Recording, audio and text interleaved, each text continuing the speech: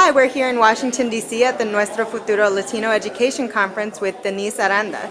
Denisse, hi, thank you for being here. You were just on a panel. I was. Could you explain a little bit about what the panel was about and what you said? Sure. So the panel originally started with just letting the students get to know us and some of our experience, and then we opened the floor for questions.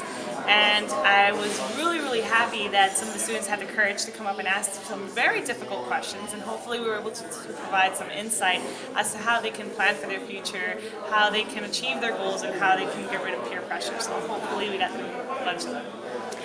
And now you work at NASA, correct? At a research center. Yes.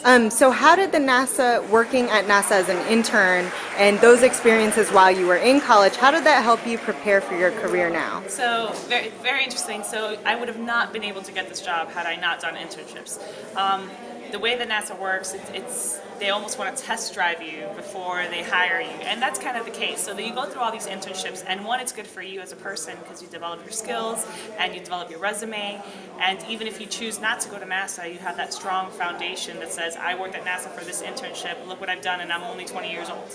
So that helps. And then if you go through these internships and you test drive NASA as well, because you're both trying each other and you find out that this is something that you love, then you keep coming back. And so there's a position open, like for me, and I fought and pleaded until there was one finally open because with the budget the way it is, and I finally got the graduate co-op. So I would encourage everyone to apply, because even if you go there and you find out you don't like it, it's going to look good on your resume. And if you go and you like it, it can change your life. So definitely apply for internships. Now, the NASA Must Scholarship Program is a really prestigious, competitive program to get into. What would you recommend to students that maybe they apply, maybe they don't get in, or they miss the opportunity, the deadline? What are some other opportunities that they can make up for it to still be competitive? Absolutely. So and I actually talked about this a little bit during the panel. You've got to be persistent. The competition is so fierce. I mean, a lot of the times we have thousands of applicants for one internship position. And you wish you could take them all, but you can't. So what I encourage everyone to do is to please just apply, because a lot of the times we would love to take you, but we just have budget constraints and we can't.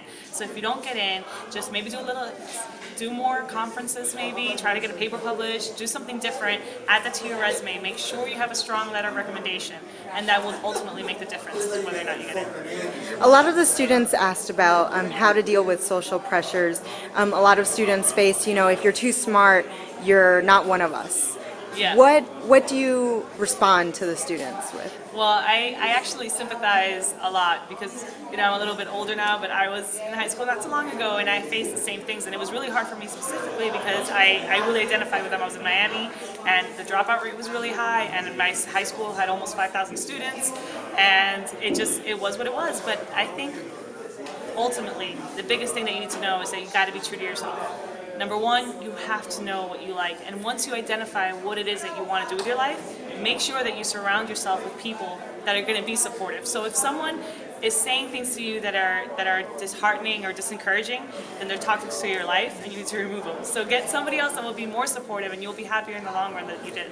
How do you find those mentors?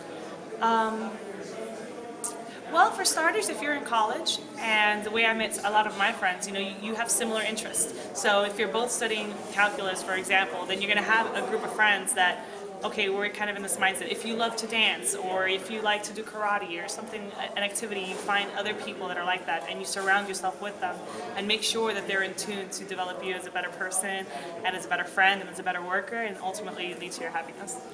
Is there anything else that you would have liked to tell the students today that you didn't get a chance to? I offered them my email address, which is Denisse Aranda at nasa.gov, and I really hope that they feel free to contact me if they have anything else, because each person has individual needs, and unfortunately I don't have the time to talk to them one-on-one, so I don't know what piece of advice or how can I support them individually. But if they contact me, I'd be more than willing to sit down and do anything I can to help them.